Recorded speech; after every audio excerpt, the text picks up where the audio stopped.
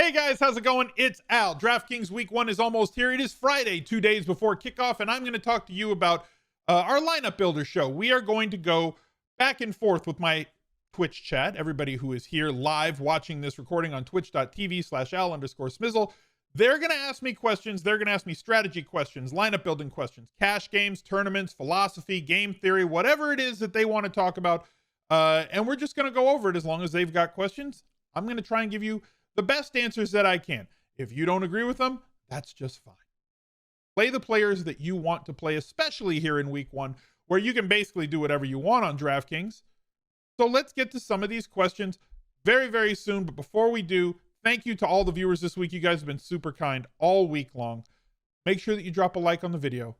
Make sure that you subscribe to the channel, ring that notifications bell, become a part of the Noti gang, and leave me a reply down below with the direction that you're going, the things that you're going to look forward to playing this weekend. Are you a tournaments player? Are you a cash game player? Do you play mass multi-entry? Do you concentrate on single entry or 3-max? Or do you like to play the smaller field tournaments like the 100 or 200 man tournaments? Let's go. He's a legend. So before we bring in the chat, I wanted to tell you about the Smiz Gang Listener League. We have one this year, which is an improvement from previous years when we did not have one. So now we have one. Now it's your job to fill it. It is a $5 entry fee, 3 max, no rake. 4,000 people in this tournament, $20,000 in the prize pool, with 2,000 to first, 200 to 10th place. Go get in there and try your hand against all the other people in the Smiz Gang. If we fill this, they will make it bigger. If we don't, it's going to get smaller. So do what you can. Jump in there. We're at 1,750 of 4,000 right now. So make sure that you get a spot, hopefully, before it fills. And if you haven't already, click show more on the description. All the links to everything. The Listener League will be in there. I will also put the Listener League down below in the pinned comment. But also, we're doing a massive fundraiser for No Kid Hungry. 1 in 6 kids is at risk of hunger in America. They are food insecure, and No Kid Hungry does a fantastic job of delivering school breakfasts and school lunches and pickup spots for kids and families that are food insecure in America. So if you have the money and the time to play daily fantasy sports, you've got a couple extra bucks. Every single dollar matters.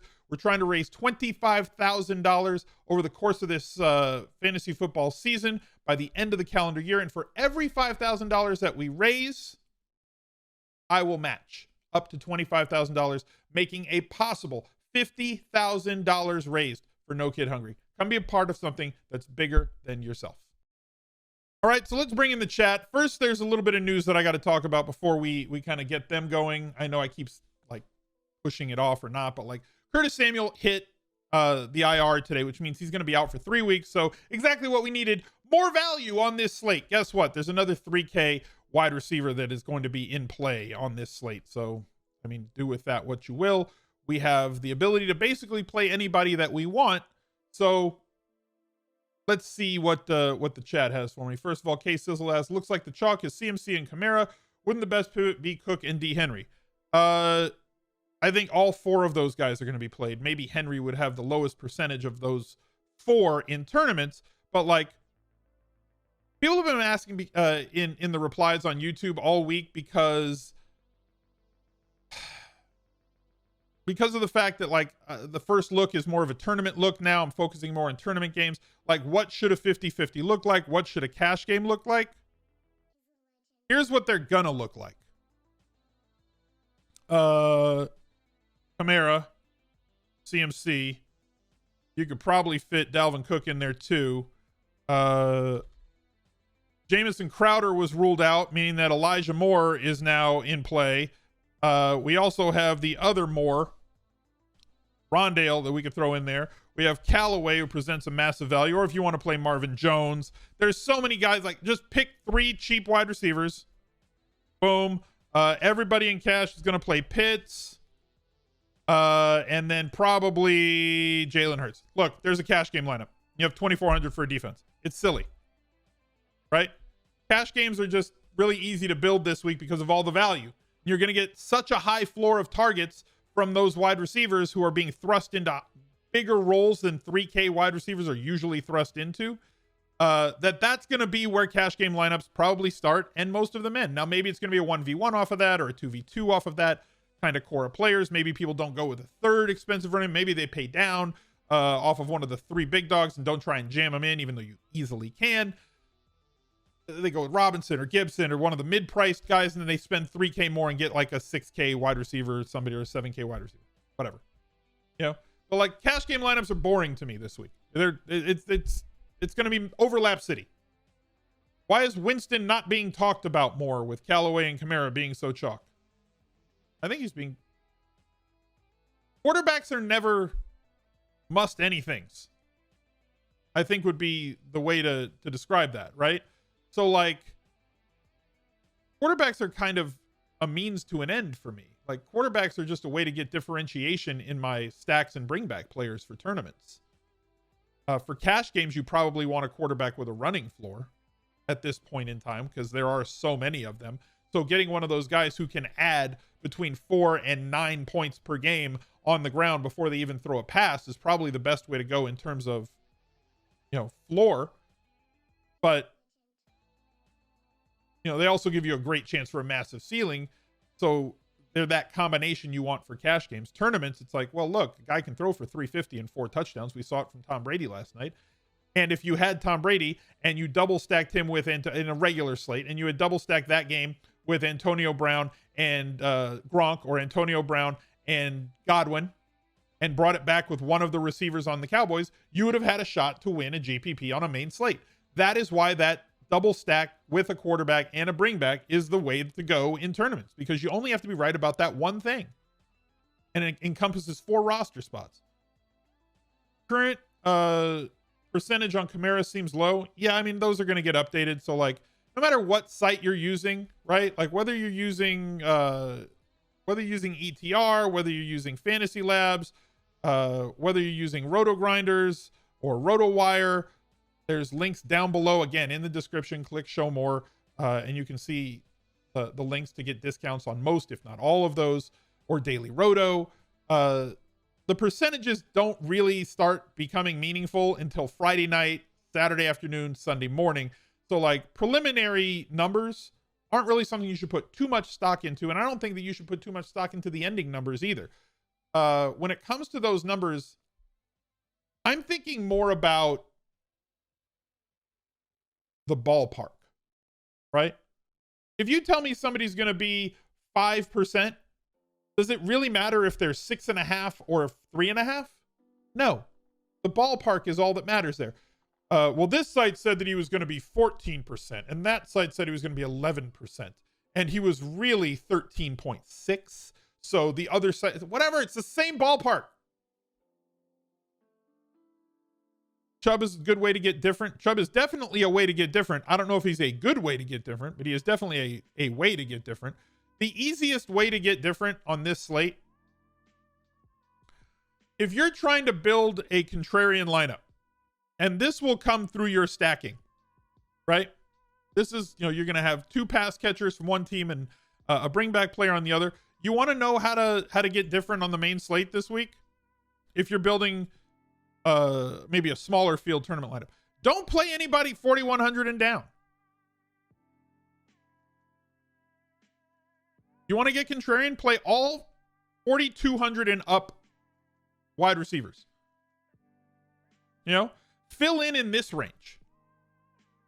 That'll get you different immediately, because there's a lot of big name guys who are going to come in with low numbers this weekend in terms of percentages in tournaments, because people just aren't going to get as much exposure to them. They're going to center around the best points per dollar plays and eschew ceiling. Points per dollar plays are based on a median projection, and you shouldn't really focus that much on a median projection, especially when it comes to tournaments. Median projection, floor, all that stuff with access to a ceiling is what you need to concern yourself with for cash. For tournaments, it's more correlation, it's more ceiling probability, and that ceiling probability compared to the percent that they're going to be played in the tournaments. So it's not just as simple as, well, this guy projects for 16 points and that guy projects for 14 points, so the 16-point guy at the same salary is a better play.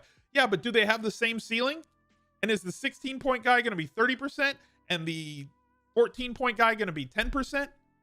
and the 14 point guy is in a game that actually has some positive game script things that we could build in, and there's a player on the other team that's going to be a high volume play that we could pair them with, and that combination of plays is going to be loosely held. These are all the things you need to think about with tournaments, far different from cash games. Play Davante Adams and Diggs. Okay. Are you saying to get different? Sure, but they're both going to be really highly played wide receivers.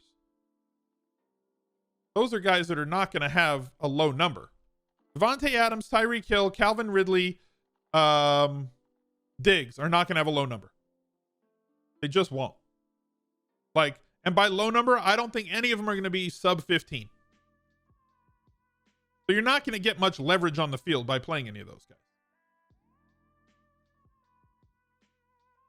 Right? I think guys in this range, like Terry McLaurin is going to be somebody who should be lower than those main guys because it's a lower totaled game. Nobody's thrilled to play anybody on the Chargers. If Eckler's out, maybe Keenan Allen gets to 10 to 12 targets in that game. Nobody's thrilled to play him. People are going to have to pick between the Pittsburgh receivers, and they're in this, it's not a dead zone. It's just, it's a tough spot because you're going stars and scrubs at wide receiver. People are going to want to play all of the cheap wide receivers. And the pivot off of those cheap wide receivers is other cheap wide receivers. Right? So if you're not playing Callaway, Moore, Marvin Jones Jr., who I believe will be the four most common sub 4K receivers. I could be wrong. You don't have to say you're wrong. This other guy, whatever. You get my point. Like, allow me some leeway here. So, like, Jalen Waddle might be in that group, but they all can't carry massive percentages. So now we're talking about, what about Amon-Ra St. Brown? He's not in as great a spot. But, like, they're going to have to throw. And maybe he gets 6-7 targets, just like those other guys project for 6-7 targets. What about DYAMI Brown? Or DYAMI Brown, sorry. I'm saying Dynamy because I want to say, Dynasty. But DYAMI Brown, what about him? With Curtis Samuel hitting the IR, now he steps into a much higher volume role. Looked outstanding in preseason. He's not going to get doubled. They have Terry McLaurin on the other side. They have Logan Thomas, who's going to get a ton of targets and run a lot of routes. So DYAMI Brown, if they throw it 25 to 30 times, how many targets do you think Brown gets in this offense? Probably about the same as Moore and Terrace Marshall and all those other guys. They're all 6 to 8 target guys this weekend. So it's a weird spot for sure. So most people aren't going to pivot off of the value to get to the mid-range. They're going to pivot off of the value and get to other value. And all of those things are fine in terms of leverage. Do I like Najee Harris? I like his volume. I think he's a talent. So, and you guys know that I don't necessarily want to play the most talented player. I want to play the player that's going to get the most opportunity. Fantasy is not about talent. No matter what people tell you. No matter what people think, you could be the most talented player in the world and only play 40% of the snaps on your team, and you're not going to produce as much as somebody who is less talented than you, but playing 80% of the snaps. Now, talent plus opportunity does lead to great fantasy numbers. So he does have talent. He does have opportunity. It's not the best spot, but he should get 20 to 26 touches and be involved in the pass. He has the potential to be a 5-box running back when they are at home and favored, because he's got all the other 3 boxes every single week. Is having Armour and AJ Green in the same lineup reaching? Only if you don't have Kyler Murray with them. So if you're using them as your double stack and you're avoiding using DeAndre Hopkins because you think that he's going to be more played, and maybe each of those guys catches a touchdown or just smashes value on yardage. One of them gets 100 yards. The other one gets 8 catches. They could certainly pay off for you and allow you to get somewhere else and be a different combination. How do I approach translating percent projections and playing more chalk in general when playing small field GPPs? 1,000 people or less. There's typically much sharper plays with contrarian mentality. So when you think about percent, when you see percent on a roster or on a projection sheet, it's typically built around the Millionaire Maker. That's they're shooting for that in the Millionaire Maker. Realize as the fields get smaller, those numbers are going to get larger, and the difference between them is going to get larger as well. So in smaller fields, you need to think more about the combinations that you're playing of players and the leverage that you're going to get on the field. So game theory comes more into play as opposed to simply, I'm going to overweight the field here. You need to think more of, okay, this is where the majority of people are going to go with a combination. So like an example of that. I think one of the most popular games in tournament fields this week is there's going to be like two of them, I think. One is going to be Kyler Murray stacks. Kyler Murray stacks, who's going to get played? Who do you think is going to be the most common players played with Kyler Murray? So let's isolate to just that game. I can find it. I would think that A.J. Brown and his matchup. I would think that Nook Hopkins and his matchup. I would think that Moore and his. So like, if you're playing this in large field tournaments, you're going to have a lot of other teams that have this core, right? Murray, Hopkins, Moore is going to be extremely popular, and the most popular bring back play will be A.J. Brown. So while each of them is going to hold a percent in the percent column, this combination will be the highest played combination in that game. So how can you get different if you want to play Kyler Murray with these guys? You can go with a secondary stack that is going to be less played. And that's not saying this can't go off. But using last night's showdown as an example, and somebody was made a tweet about this on FanDuel. Like, Amari Cooper was played X% in captain or the MVP, whatever they have on FanDuel, last night on showdown, and he was the optimal guy to have there. However, of the lineups that had him, 5% of the field had overlap. They had the same exact lineup that had Amari Cooper in the MVP spot, and so 900 people tied for first. So if you have this start, you have this much left. Where are you getting different? You better get real different with your secondary stack and or your one-offs. Because as we've said before, you want to play less than 125, 130 total percent if you add up all the projections in a large field tournament lineup. Playing a small field tournament, this is still probably going to be the most common build. You're going to have to get different somewhere else if you want to go with it. Fading it is probably the better game theory play in smaller limit, right? Like 3 max or like 3 max. If you play one of these, a lot of people are going to use this for one of their stacks. If you're playing single entry, I'd probably avoid this all entirely and do something different. But you could still stack this game, but you can get different with it. So like maybe you go here. Maybe instead of A.J. Brown, you go Julio Jones and you go Ferkser. Maybe coming back, then you go with Hopkins. This combination here is going to be way less played than that original combination. So you're thinking in terms of game theory, even though you want to stack the hell out of that game because you feel it's one of the best offensive environments in week 1, you can still get a little bit more creative with your double stack and bring back than going, okay, well, what is the most common Tannehill stacks going to be? Probably these two. I don't know if, I mean, you probably can, but like bringing it back with Hopkins is probably going to be the most popular. If not the second most popular, only behind Rondale Moore as the bring back player. Those would be the two most common Tannehill stacks. Sorry, most common Tannehill double stacks and bring back in the entire field. So you just have to think a little bit about what you're doing and why you're doing it. And what you're going to get out of it. Seems like there's more upside to underweighting the field on the chalk this week. On the value plays, I totally agree with you in tournaments.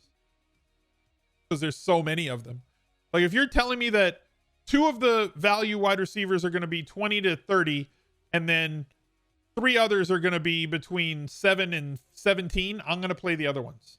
I'm going to try and I might match the field on those first 2, because in case they go off. but then I'm going to overweight the field on the ones that are going to be less played across 150 lineups. Now, if you're playing 3 or 10 or 20, different story, and you have to make your decisions that way. Zoo York, thank you very much for the 32 months.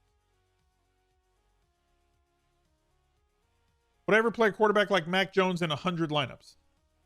So Mac Jones is an interesting conversation. I talked about it. Not there.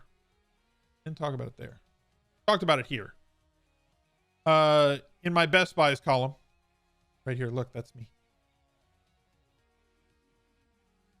So I talked a little bit about Mac Jones in Best Buys this week with my instructions of where I think you should deploy him. So when you're looking at quarterback for tournaments, there has to be upside. There has to be massive offensive upside. So looking at that game, this is a tough defense, right? Miami is a tough defense with a talented defensive line and good defensive backs. And what are you projecting for Mac Jones? Kind of a rhetorical question, but like, what would a successful first day be for Mac Jones? 240 and 245 and 2 touchdowns? This is not going to be a fast game. Like if we take a look over here at Fantasy Labs, there's a link in the description. Click show more if you wanted to subscribe to Fantasy Labs with a discounted rate. It's right there. Again, the description right under the video, click the show more button. All the links are in there. So if we look at all the different games, we're looking at over, under, and implied total right here. So this game, both teams, it's a close game. Total of 52. It's up 1.5 from when it opened. 27 expected points. That's almost 4 touchdowns. 3 touchdowns. That's 7 total touchdowns. If you can capture that in a tournament, that's awesome. Coming down to this game, less offense expected. Opened at 45.5. It's down 2.5 points since it opened. A total of 23 and a total of 20. This could be a team, both of them, that don't want to fling the pig all over the field. They're going to want to establish the hell out of it. Both of them. Both of them are going to be built around their defenses. And there's not much shootout potential in this game. Now, can it shoot out? Yes. Right? Any game could just get out of hand. Right? Like Waddle could get loose and break a big one. And like maybe he throws a screen pass. Mac Jones throws a screen pass and somebody gets looser, hits Jacoby Myers, who gets behind a defense by 10 yards, and he makes a great pass because he's a good, accurate thrower. And it kind of gets out of hand. Right? So any game can shoot out, but the likelihood of this game shooting out is low. Considering that the likelihood of this game shooting out is low, Mac Jones has kind of a ceiling of sub 25. If he has a sub 25 ceiling, who are we stacking him with? Considering we want to stack or double stack. We're going to stack him with Jacoby Myers at 51. Hunter Henry or Jonnu Smith here. Again, Miami's deal. How many times is Mac Jones going to throw it? 25 to 30? He's going to have to be hyper efficient. What I'm not seeing, like there's plenty of bring back plays here. Like you could bring it back with Gaskin. You could bring it back with Parker. You could bring it back, where'd he go? With Waddle. And you'd be different. This is not going to be a heavily played lineup, especially if you go there over Waddle. This is a 1%er right here. But what percent chance does this quad have of scoring you 20 plus points to 25 points, 25 to 35, 25 to 35, and 25 plus for the quarterback? What percent chance do you have of that happening? Because it seems pretty low of all of that happening together. So if you wanted to play a cash game lineup, not that you have to, and get that one extra stud in your cash game lineup for 50-50s that other people aren't getting and eschew one of the value plays at wide receiver in cash games, sure. But like I don't see the upside on Mac Jones in tournaments this week, especially over some of the other teams. Like, okay, stacks I'd rather play, stacks and bringbacks as a primary that I'd rather play than Mac Jones. Seattle. And again, these are not going to be the chalk ones, right? So like Tennessee and Arizona, they're going to be chalk. So I'm not talking about Jacksonville, Minnesota. Bills are going to be chalk. Eagles are chalk. Atlanta's going to be very popular. Washington football team. Jets. Browns. There's a lot of other stacks to play. We talk a lot about being contrarian without being stupid. Right? So you kind of, it's like, you don't get a prize for having the least played stack, double stack, and bring back. There's no trophy for that. There's no money for that.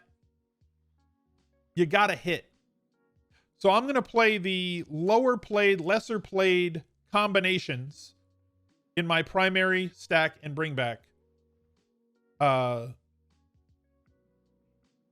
Without trying to force something to happen. Right? Panther stack? Sure. Jimmy G? Interesting. Would I always double stack with a bring back even in single entry and 3-max? More often than not, definitely. And I would also secondary stack 100% of the time. If you don't know what secondary stack means, I know that, you know, on YouTube we get, even on Twitch, we get people that are a little bit new. So your primary stack is going to include a quarterback. Quarterback, 1 and 2 of his receivers, right? So like we could go Patrick Mahomes with Travis Kelce and Tyreek Hill. That's my primary stack. My bring back player would be somebody on Cleveland. Okay? So your bring back player, oh my God, what are all these teams on the other side? My bring back player would be like Jarvis Landry or Beckham or Hooper, right? Well, probably not Hooper if I'm going to play Kelce in that primary, or Kareem Hunt, right? So like I could bring this back with like Beckham, right? Now my secondary stack is going to be 2 players without a quarterback on opposing teams on the slate. So like Rondale Moore and AJ Brown. You know, if you don't want to get real different with your secondary stack there. It's like I don't have the primary, but I'm going to get exposure to that with a secondary stack. Elijah Moore. Where is he? Or Corey Davis even. Elijah Moore and Christian McCaffrey. They correlate with one another.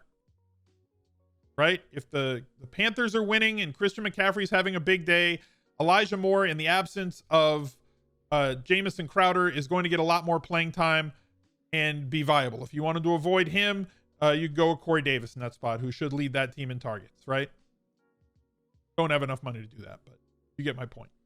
The secondary stack is 2 players without a quarterback on the opposing team.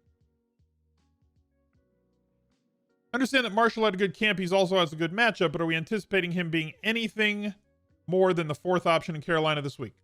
No, that's exactly what we talked about during preseason. Like in my rookie wide receivers video, he does not have as much of a path to playing time and as much of a path to targets as some of these other guys. He's probably going to garner 10 to 12% of the market share because he comes behind Christian McCaffrey, Anderson, and DJ Moore. But I play Mixon and Cook in the same lineup. I tend to avoid playing 2 running backs from the same game. Very hard for both of them to go off, especially if they're really highly played running backs like that. I have done it in the past, but again, it's very situational.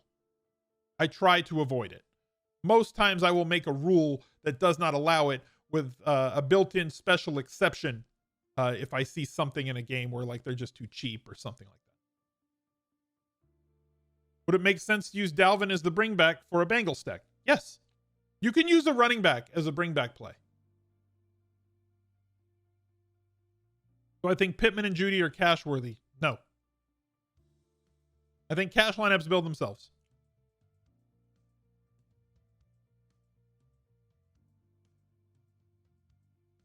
Like, they're fine in terms of values, but there's better values. Like, cash games is about play the best point per dollar lineup that you can stuff in.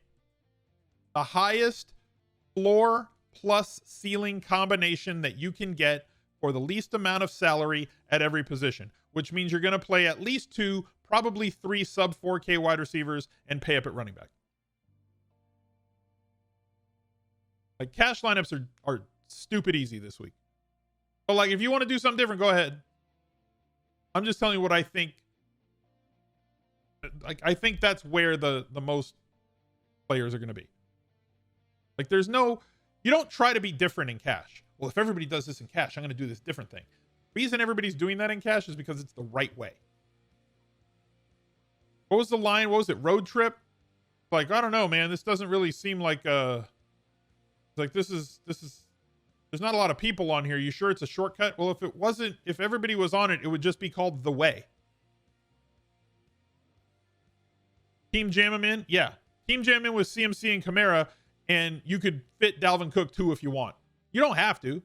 If you want to come down and play one of the... Like, if you're in cash, I think you're picking at least 2 of these guys. Right? Of McCaffrey, Cook, KAMARA. Let's say you play these 2. You can also play Dalvin Cook with them. We showed earlier in the video how you can fit them. If you're like, you know what, that's a little bit too many eggs in one basket, and you want to come down, like if Joe Mixon's a better value for you, or James Robinson against Houston is a better value for you, or if Antonio Gibson is popping for you, and that allows you to maybe come up by 3K to get to like a 6K wide receiver that you feel has a higher floor and ceiling combination, go for it. You could do it. But like, I think you're going to have 2 of these 3 in your cash game lineups minimum this week, because there's just way too much value at wide receiver in terms of targets per dollar that also have ceilings. And then they crash the card. Yes. Does it make sense to place less emphasis than normal on percentage this week because the entire field of players are more in play than a normal week? No. Always pay attention. I just don't think anybody's going to be 40 plus because there's so much value out there that it's going to naturally spread out exposures. You're still going to want to pick the guys that you are most confident in and overweight the field on them, and also focus on your combinations to eliminate overlap while still giving you an optimal chance at a ceiling. What's the target percentage for a solid tournament lineup? You want to stay under 130. Under 130 and you're fine. So it's cumulative. It's not the individual player. If somebody's 40%, I want to ask chat a question. If one player is 40%, they project to be 40% and they are 40 plus %. Do you have to fade them? Do you have to play them in a tournament? Or is there more context involved? I'll give you a second to answer because I know that you're on a little bit of a delay.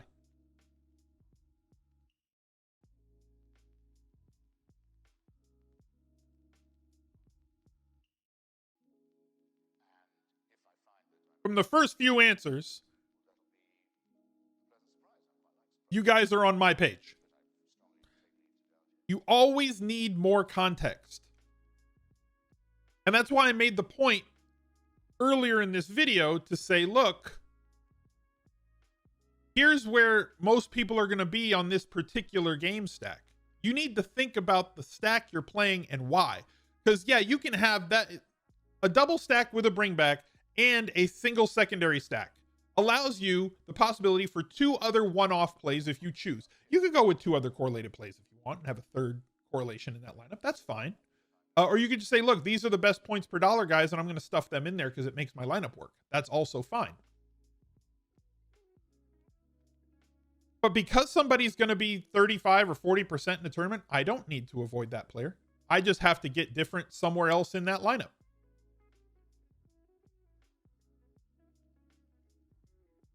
So we talked about how to get different. But this week, I don't think anybody's going to be 40. And there's very easy ways to get contrarian. Like,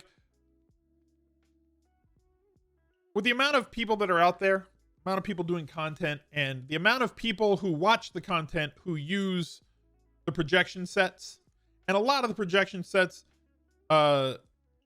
seem to overlap a little bit in terms of, you know, they look at each other. Don't let them tell you that they make their own independently of everybody else. They peek, you know, and like, oh, I'm out of line on this guy. Let me get back in line on this guy. Everybody has this guy. Maybe we should bump him a little bit. It's very rare to find somebody who's out of line that's within the daily fantasy community with their projections. You have other projection sets that are built to win a tournament. Okay? Not a GPP, not a DFS tournament, but win like the Fantasy Pros Accuracy tournament. Because there's ways that you have to project players to try and win that tournament. So you need to understand, what is somebody doing when they build their projection set? There is one, I'm not being a company man here, but like, Mike Clay is kind of the honey badger when it comes to projections that you can use for DFS, and they're free. So like, if you go over to ESPN, you know, hashtag company man, right? You click projections. Here's Mike Clay's projections. This is all of 2021. He has a value article that he has for this week, or if you look at the players that he's got for this week, there is an article on here that has every single player, you know, and you can see what his numbers are for those players. We talked about it on the podcast yesterday. If you listen to Fantasy Focus, his best value at running back is Antonio Gibson. But if you look at any other projection model that is built for DFS, Antonio Gibson is not the number one guy. Interesting. Here's a guy that does not have to, doesn't care if he's out of line. He's a made man. You know, he's going to put up what his projections put out. Where other people are going to look at some of their projections and say, maybe this guy, I'm out of line on this guy. I don't want to plant a flag here. Let's alter that back a little bit.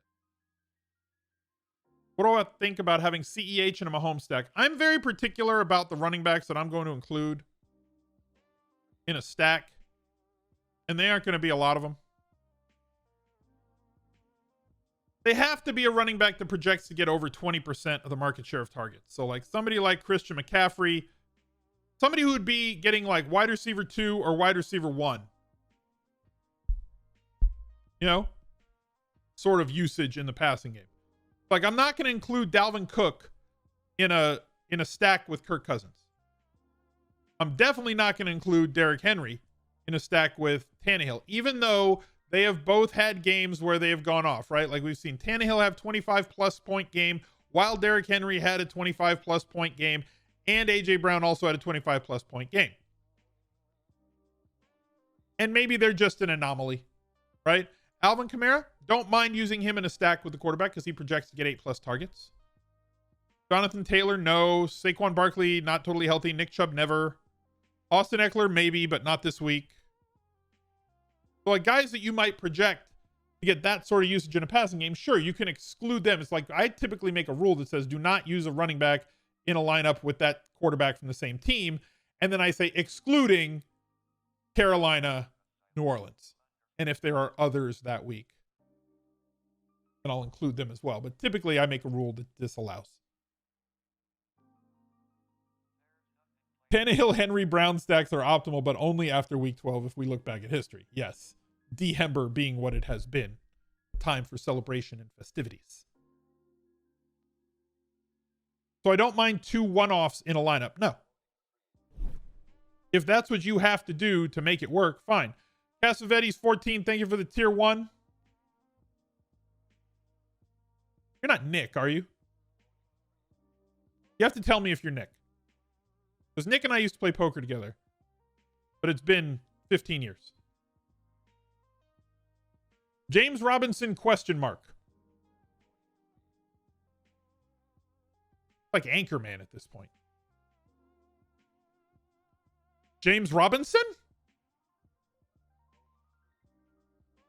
I need more context. You got to help me out. I'll read whatever's on the prompter.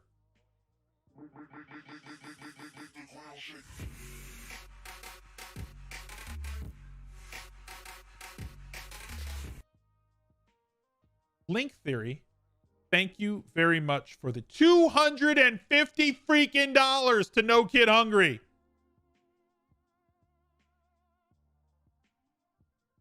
Very, very kind. Thank you, dude. I appreciate that. What does that put us up to? Wait, do I have the bar? We're going to do... Screw it. We're going to do it live. We're doing this live. Putting the bar on the screen. We're doing it live. Put it right there. Bam. Let's move the sponsor banners above the bar. Boom. Professional streamer. Wait. Go down here. Boom. Professional streamer. What does that put us up to now? Can't see. It's too small in OBS. $1,480 raised. Link Theory, thank you very much, dude. I appreciate that. You saw those 2 big catches by UNC's own Gio on the final drive. Yeah, so the people who played Gio Bernard in the showdown slate were somewhat angry, right? Can I link the Listener League again?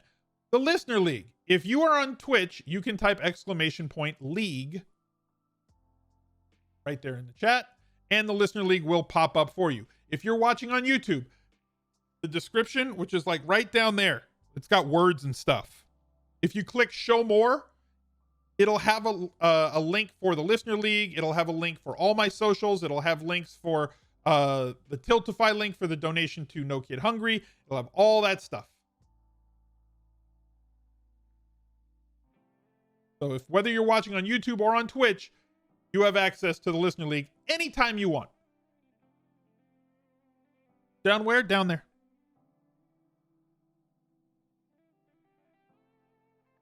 Let's do something different on the show this year. We're going to go over to Underdog. We're going to add this in, right? We're going to add this in to the Q&A part of the show. Underdog Fantasy. It's not in every state. I understand. If you're in a state, like, you don't have to leave me a reply saying I'm in this state and I don't have the access to the Underdog pick'em stuff. I get it. They're working on it. Hopefully they get there. We're going to do I did a pick 3 yesterday. Looking over at my Instagram.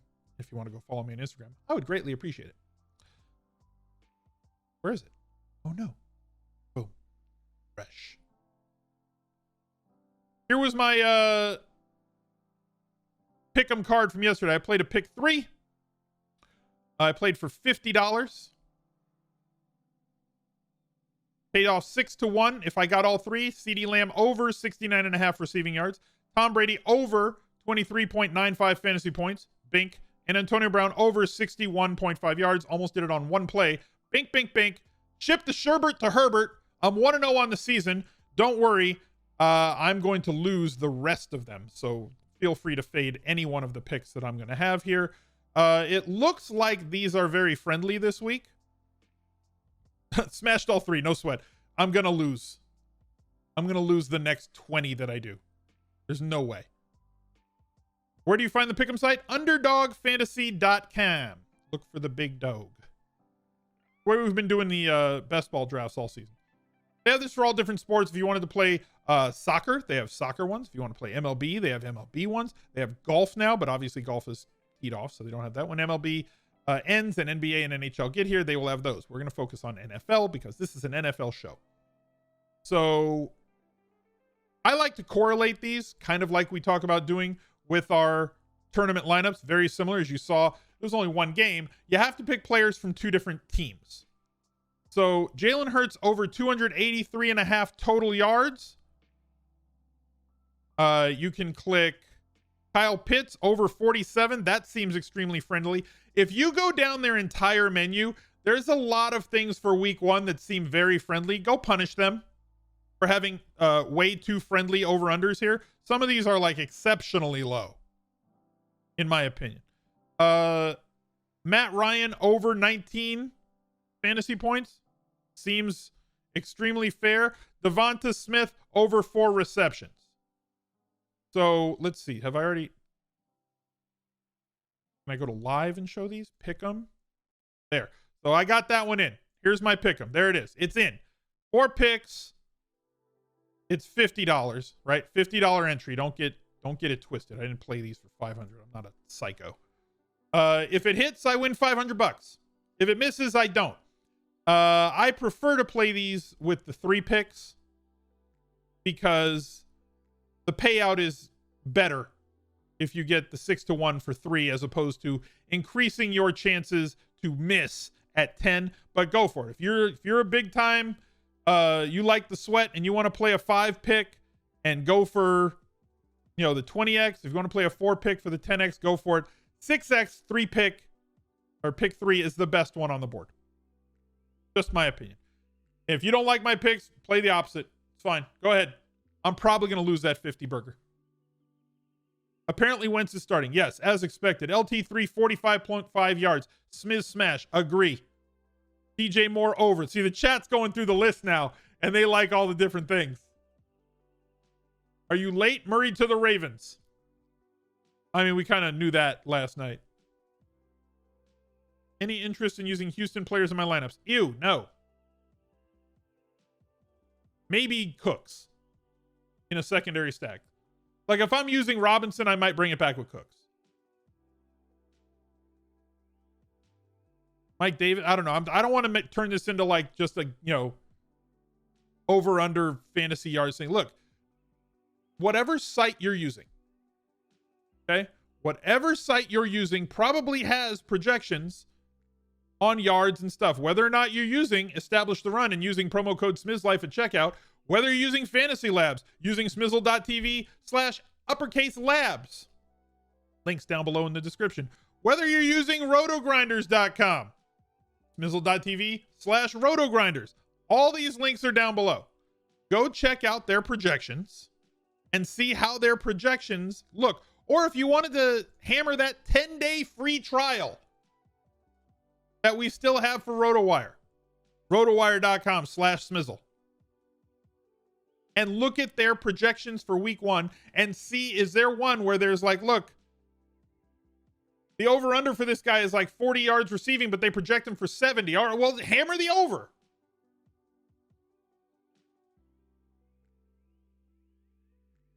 Cooks is a bring back. It is. Yeah, I think he's a good bring back. You know you're getting like 8+ targets.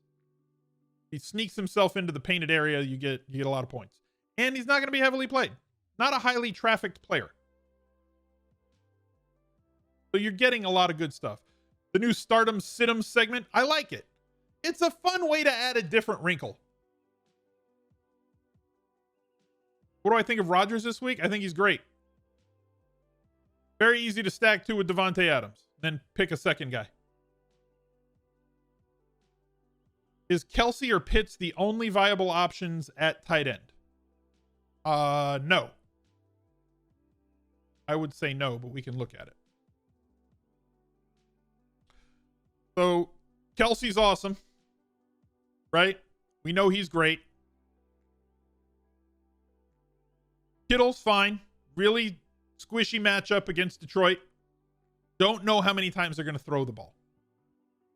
So like 12 targets is probably not in the books. But on the other side, really tough defense in San Francisco, but you would expect Detroit to have to throw the ball 35 times. And if TJ Hawkinson gets 25% of those targets, that's a really solid amount for a tight end, especially one that's sub 5K. I like Logan Thomas at his price. The loss of Curtis Samuel does not hurt his target market share in the least bit. If anything, it solidifies it and probably increases it by 10 to 25%.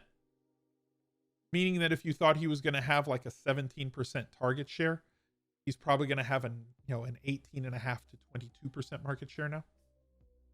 Doesn't increase it to 25 or to 30%. Kyle Pitts is going to be the guy that everybody's on. There's a few cheaper guys that we could get after here. If you wanted to go with Noah Fant, Evan Ingram's going to miss in this spot. Jonnu Smith would be heavily contrarian. Zach Ertz is probably going to be the lead guy in terms of target market share for the Eagles if it's not Devonta Smith. Ferkser, 3,200. Again, all these are low percentage guys that you might want to get after. And then never discount anybody that Reeves talks about. If you haven't watched the head-to-head battle from this week, he brought up Tyler Kroft, who is really the only guy for the Jets. You know, he's the only guy that's playing tight end there on a team that does project to throw the ball in Carolina. Not a good defense, even though DraftKings just wants to do the little spinny wheel here for me.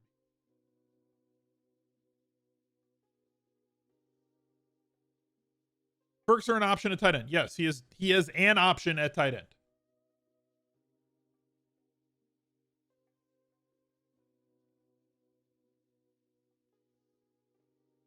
Tyler Kroft getting 7+ targets this week. I think that might be aggressive.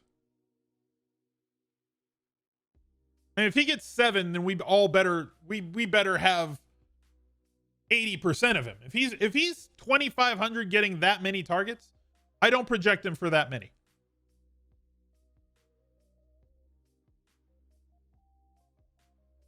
Watch this. Move myself up here. Boom. What do I think about Corey Davis this week? I like Corey Davis every week. I think that nobody wants to play him. We had this discussion off stream. He's the Denny's of wide receivers right now. Do we need a 2,500 tight end though? It's not about need to me. It's more about game theory. Right? Like, no, I agree with you, UNC. We don't need him. We don't need that value. But like, what if he catches 4 balls for 40 yards and a touchdown? Whether it's a secondary stack or whether you're using him as part of a primary stack with Zach Wilson or a bring back stack with Sam Darnold and 2 Panthers. And that's getting you very different. Right? He's the Denny's of tight ends. Or Denny's of wide receivers. Like, nobody plans to go to Denny's. Hey, kids, where you want to go to dinner night? You want to go to Denny's? Nobody has ever used all of those words in that particular order. You don't plan to go to Denny's. You just end up at Denny's. Nobody's planning to play Corey Davis this week, but they're probably going to end up on him. But not a lot of people. And he could get 8 to 12 targets this week. Is Mostert all right to use? I think so. The mainstream media won't tell you that, though. But I think Mostert's a good player in tournaments. Who is the Nobu of wide receivers? Like all these guys, like Devontae Adams, Tyreek Hill, Calvin Ridley, Hop. That's like the Nobu, the Mastros. We need the Nobu. We've talked about it. Steph Diggs is the Buffalo Wings. See what I did there? He's the Buffalo Wings of wide receivers.